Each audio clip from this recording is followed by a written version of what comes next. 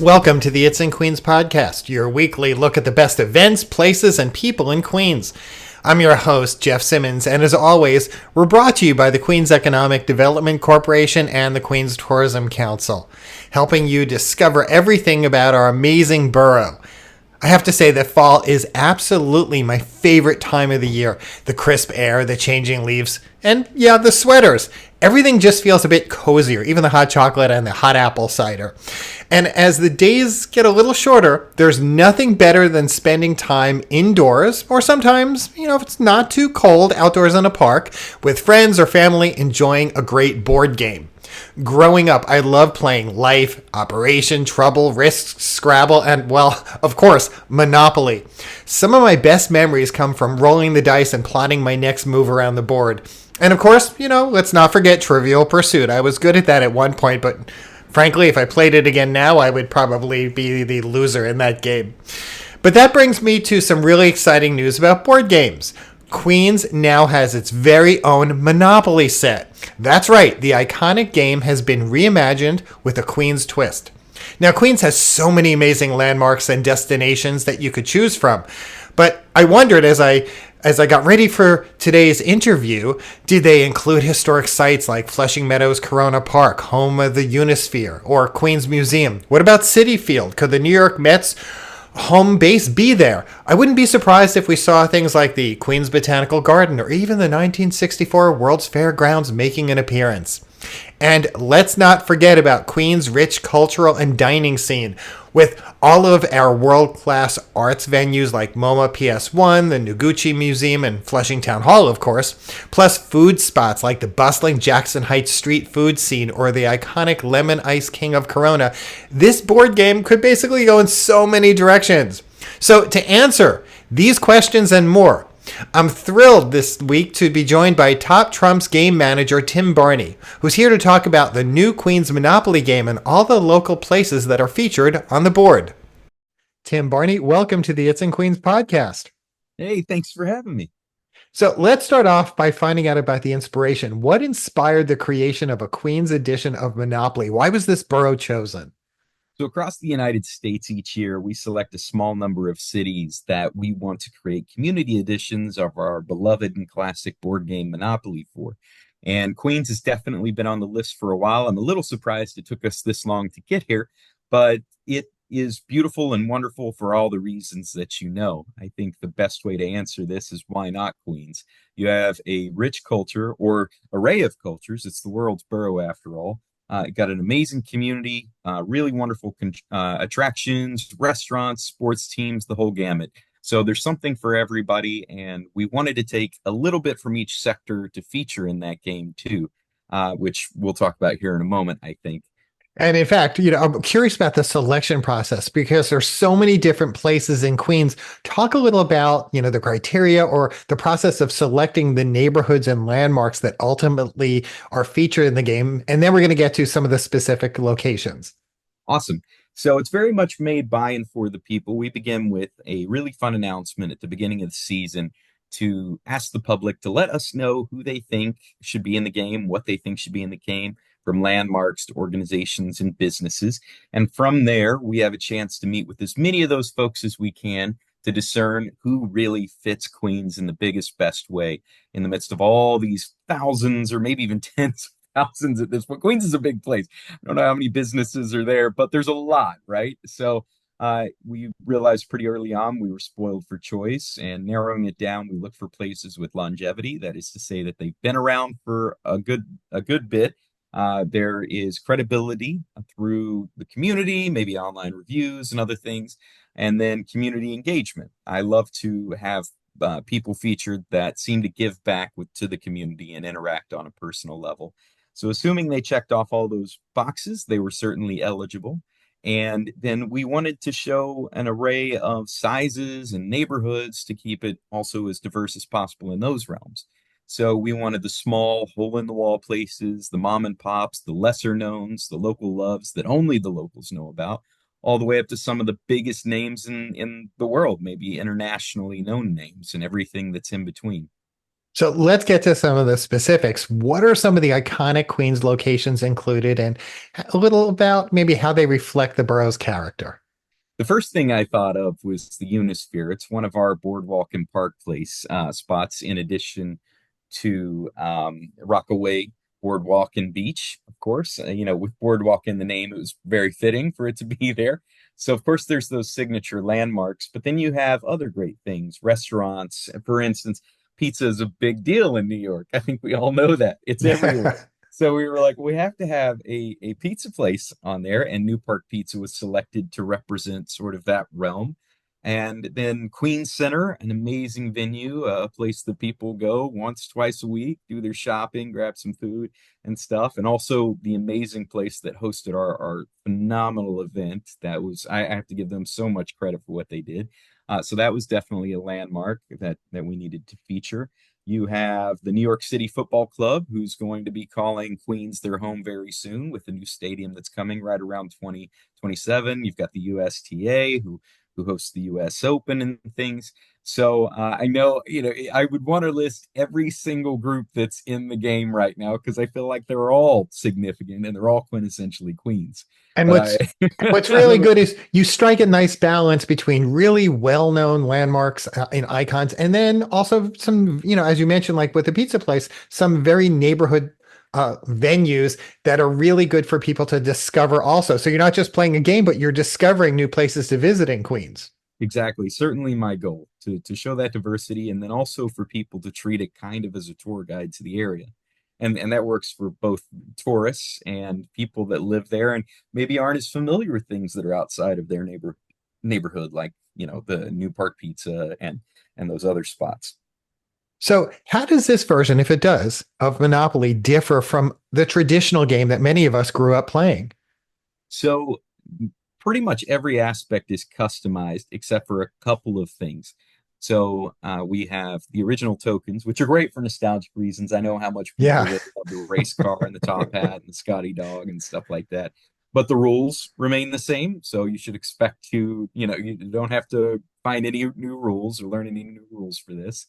And then you've got the houses and hotels that are similar. But all the community chest and chance cards, we like to make those unique and custom for the area, tell new stories relevant to the Queens area. And all the property spaces, the box lid, board montages, the imagery and artwork and things, all those are meant to reflect the uniqueness of each area that we do, each community. And I think we did that pretty effectively with Queens. So, were there any particularly challenging decisions when you had to narrow down which places to feature? 100%. Um, for any given sector, usually there's only two or three choices available. For instance, in the food industry, we usually do about three, right? And the same is true for schools or sometimes nonprofits or other spots. So imagine, just put yourself in my shoes for a little bit and ask yourself, can I really narrow down all of the Queen's restaurants into maybe three or so restaurants? So just in that realm alone, you can see how challenging it would be. You don't want to upset anybody because the folks that are in this neighborhood believe that this restaurant is obviously supposed to be in the game. Maybe it should be Boardwalk. And then this neighborhood says something else. And I really did try to filter through. We had thousands of submissions, right? And you try to tally up and figure out who's getting the biggest response in the best way. But you're going to leave somebody out, and that's the challenge. It's sort of like, any press release or news coverage I get, you're never going to make everyone happy. so, No. so I used to say, if people on both sides complain, then I know I did my job. Yeah. Um, how do you hope that this edition connects with both longtime residents and also newcomers to Queens? Right. So a lot of the places that are featured are some, things that people have grown up loving, and then the next generation, their kids and grandkids are growing up loving. And then a few of them I wouldn't consider ultra new, maybe have been opened in the last 5 years or 10 years, with others being open for decades. And for those, maybe there are some that some of the longtime Queens folk aren't familiar with. But generally speaking, I think most of the places in the game people are aware of. And what's been the reaction so far? Big, really big. Uh, like so big, I think we're gonna sell out of all of our games within this week, and it just launched on Saturday. That means that I am pursuing pretty persistently an immediate reprint to have it ready for buyers for the holiday season because it's just moving so quickly. I mean, thousands of games have already been claimed, and that's so exciting. It's really great to see that response, and it's a little bittersweet because we're like, oh gosh, we need to put more in the market. We need to put way more because millions and millions of people are seeing this game, and loads of people want to pick it up, and we want to make sure we keep it available for them. So if it does sell out, don't worry. Pre-order for the next print run, and we'll get it to you ASAP. And I know that there are a number of locations where you can purchase this. I believe one of them is actually right near me, the Worldsboro Bookshop in Mhm. Jackson Heights. Yeah. Where can people, I know you can't list every venue, but if people want to know where to go to even find the locations to purchase this, where should they go?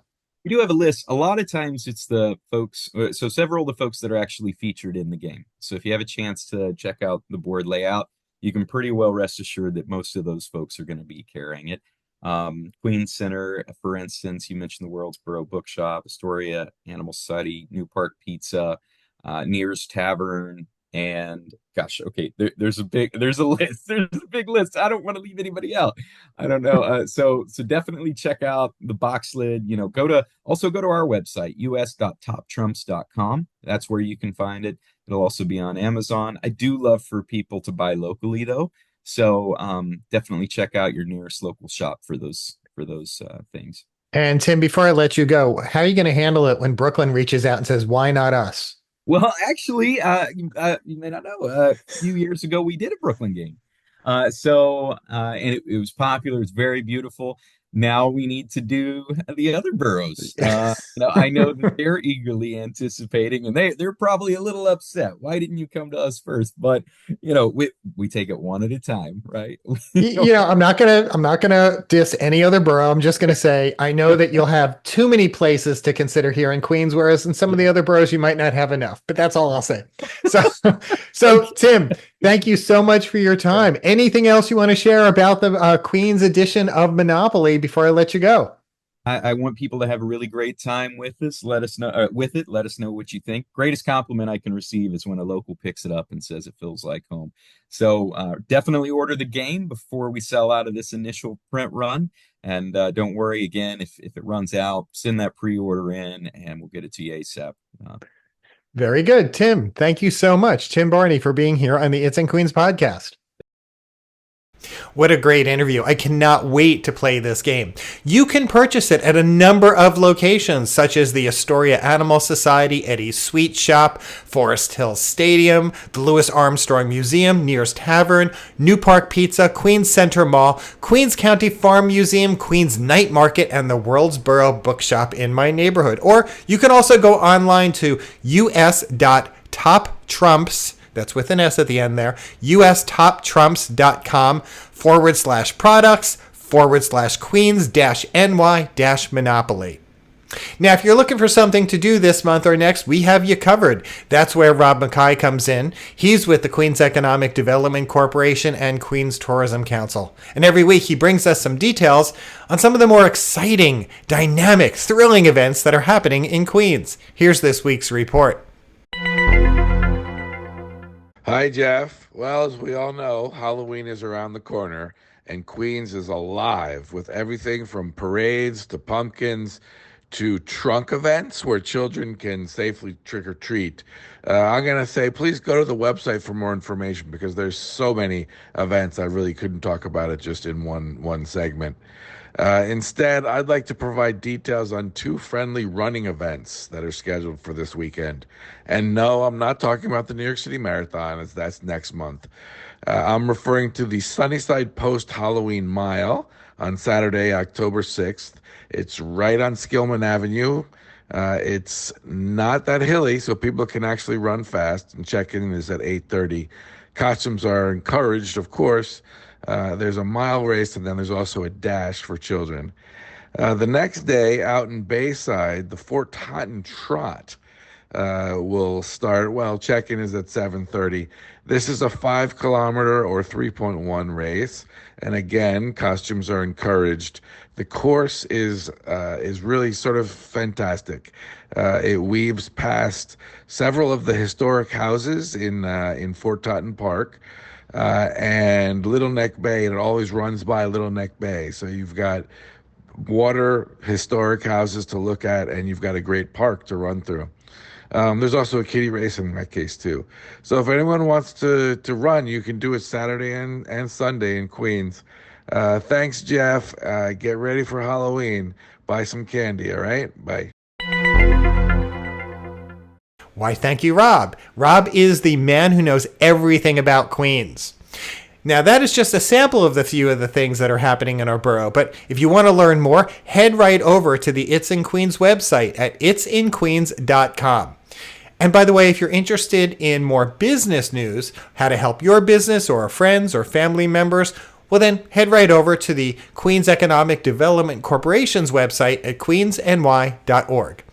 And when you're there, or when you visit the itsinqueens.com website, sign up for the newsletters. You'll get notified right in your inbox about opportunities. When you visit any place in Queens, snap a photo and share it with us. Make sure to use the hashtag #It'sInQueens. Once again, that's #It'sInQueens. That's the hashtag you should use, so that I'll tag it, and we'll be able to maybe use your photo as our photo of the week on Instagram or Twitter. I'm your host, Jeff Simmons, and that's it for this week's It's in Queens podcast.